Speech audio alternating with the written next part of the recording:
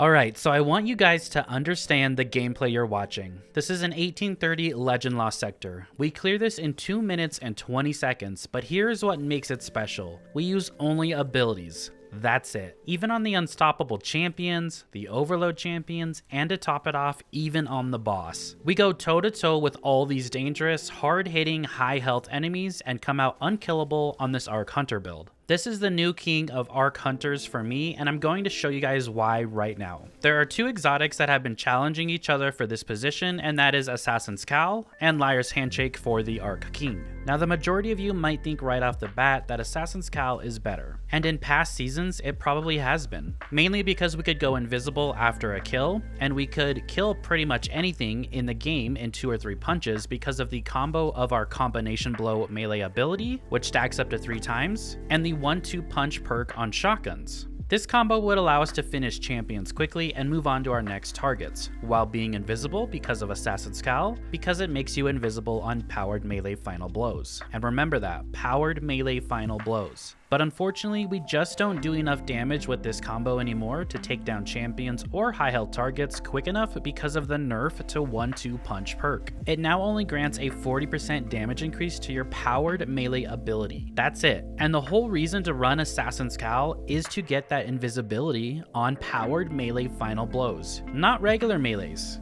Because you don't go invisible off a regular melee, it's a powered melee final blow. Now when you're combining that with the 1-2 punch shotgun, you only get a 40% increase in damage. I asked quite a few people and they didn't even know that this was nerfed about 2 or 3 months ago. Now this is why if you've watched any Arc Hunter builds using Assassin's Cowl, they don't really show it in Legend or higher content because it just doesn't handle champions or bosses that well anymore. Now at power level content or 5 under, you're probably fine. It will definitely still kill red bars and yellow bars at power level. So if you're just running around doing normal content, then you're perfectly fine to use this combo. But now I want to take a look at Liar's Handshake, which you see me using in the gameplay and going toe to toe with champions and bosses. Because if you know how it works and set the build up properly, because we get great damage and healing with Liars, we can survive easily and handle everything with abilities alone, and mainly just punching things over and over. Liar's perk is cross counter, using your arc melee ability, which is what we are doing 24/7 with this build, or being hit by a melee attack will allow you to follow up with an extremely powerful melee counterpunch that will heal you. So you punch something and cross counter procs for you. You then punch them a second time and it activates the perk.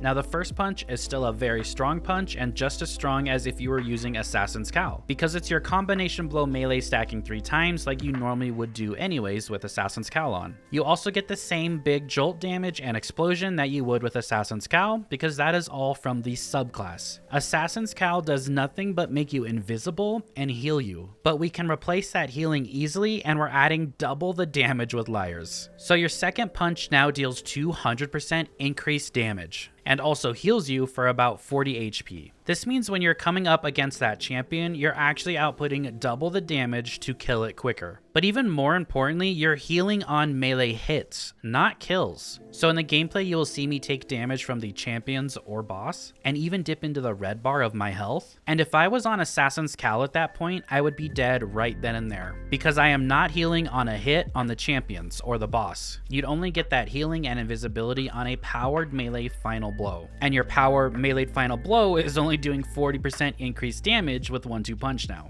But since we're in this lost sector using Liar's Handshake and getting healing from just hits, I can heal through that damage that the champions and boss are dishing out to me. And I can't stress this point enough, it's just you're healing on every other melee that you hit. Cross counter procs on every other melee and you're gonna heal about 40 HP on every time that you punch something every other melee. So if you punch a champion 8 times, you're gonna heal 4 out of those 8 punches. Now another big bonus of Liars is you don't have to run a shotgun now. This opens up your loadouts and allows you to play aggressive at points or a bit less at other points. You're not sacrificing a weapon to make something a bit more viable. But now that it's only 40% damage with Assassin's Cowl and a 1-2 punch shotgun, I personally think it's not even worth running a 1-2 punch shotgun with Assassins anymore. Your combination times blow 3 and your melee ability is going to kill most things anyways, and when you come up to that high health target, that extra 40% damage just doesn't help you out in a harder content because you end up dying while you're on that hard hitting champion. Now another thing with Liar's Handshake is I could have also added Tractor Cannon to this gameplay on those champions and the boss, and if so, I would have been dealing 30% more damage with all those abilities and punches that I was throwing out. And then we can take Liars a step further too. Since we don't need a shotgun anymore, we can actually run the new exotic called Conditional Finality. You guys might not know this, but frozen targets take 50% more damage from melee attacks. I did a build on this probably like 9 months ago, and you do the shoulder charge Falcon with the Peregrine Greaves on a Void Titan, and we were doing some crazy damage because we were hitting frozen targets. While this also works with our ×3 combination blow stack. Plus, when you use Conditional Finality, you're freezing a champion to make it a lot easier to punch and get close to, because it's easy to land all those pellets pretty far away. So there are so many ways you can enhance Liar's Handshake, but I hope this helped show you why I take Liar's Handshake now in Lightfall, because I play for that endgame content. And Liar's performs better on champions for sure, which champions in most harder end content is the biggest threat. The bosses really aren't the threat, it's those champions that you need to handle as a team. If you would like to see the full build in text form and a nice build pick to go along with it, then you can find the link down below, and it's all over on Mobalytics for you all. I know you guys all love build pictures, right? Doesn't my hunter look amazing over here? Okay, we're gonna go over the build very quickly because I've spent enough time talking to you all. Pulse Grenade as your grenade, it got a 20% damage buff, very strong now, and it's gonna spread Jolt to everything. Combination Blow as your melee ability. Defeating targets with this ability also fully refills your class ability energy and restores a small amount of health. So you get your class ability back when you use Combination Blow, and it's a quick strike that temporarily increases your melee damage when defeating a target, stacking 3 times. So you use your melee to kill something, you then use Gambler's Dodge to perform a deft tumble, avoiding enemy attacks. Dodging near enemies fully recharges your melee ability. So you dodge near that enemy, get the melee back, use the melee again and punch something, and you just keep going back and forth between your dodge and your melee. You stack it 3 times. Gathering Storm is the best super to use here. It's super strong and you're going to get a ton of them. Lethal Current is our first aspect. After dodging, your next melee attack has increased lunge range, jolts the target, and creates a damaging aftershock. You're always going to have this up because you're always dodging, so you're always going to have this extra powered jolting melee. It also at the bottom here says damaging any jolted targets with melee attacks also blinds them. So when you hit a unstoppable champion, I just applied this jolt to that champion, and then I punched him a second time with my cross counter Liar's Handshake. That then activates the jolt and blinds them. That's how I was stunning unstoppable champions just with my melee alone. Also, that jolt on your melee stuns overload champions, and so does the jolt from your grenades. For the next one, we're taking Flow State. Defeating a jolted target makes you amplified. While you're amplified, your dodge recharges more quickly, you are more resilient while dodging, and your reload speed is greatly increased. So the main part here is more resilient since we're always dodging and always defeating, so this is going to always be up. For the fragments, you want Spark of Resistance. This is an extra 25% damage reduction on top of everything else, so you definitely want to take this for survivability. We want your Spark of Shock, your arc grenades jolt targets, to make our pulse grenades jolt targets and do a lot more damage. Spark of Magnitude could technically be traded out if you want something else, but I really like it with those pulse grenades. It just adds more damage, it keeps them up on the field longer, and we have so many grenades that this just adds more damage. And then we take Spark of Feedback. This is a 30% damage buff to our melee when we take incoming melee damage from targets, and since we're always up in the face of targets, this is going to be proccing more often than you think. For these stats on the build, 100 resilience is what you want to aim for. Everything else can be whatever you want. It doesn't really matter because you're going to have infinite melee,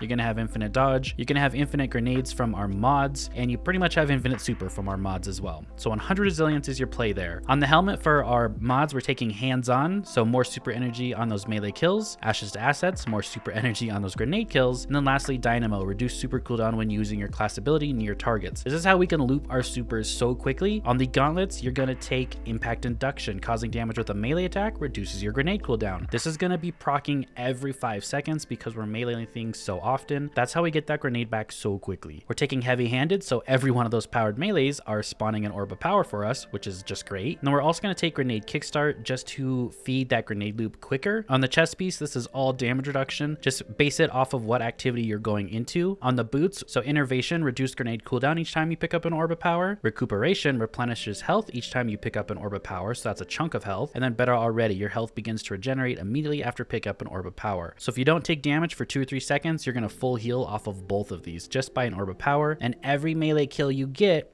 is creating that orb of power. On our class item, we're going to take Reaper, so if you do get a weapon kill after dodging, that spawns another orb of power, so just another way to circle in more orbs for this build. We're going to take Distribution, reduce all ability cooldowns when your class ability energy near targets. We're always using our class ability near targets, so this is always proccing. And then Bomber, reduce grenade cooldown when using your class ability. For your artifacts mod, nothing important in here at all. This column is the best column for you with this build. It's just going to make these mods cheaper for you depending on what mods you're putting on. Thank you so much for watching. I really appreciate it, and I'll see you all in the next video. Have a great rest of your day.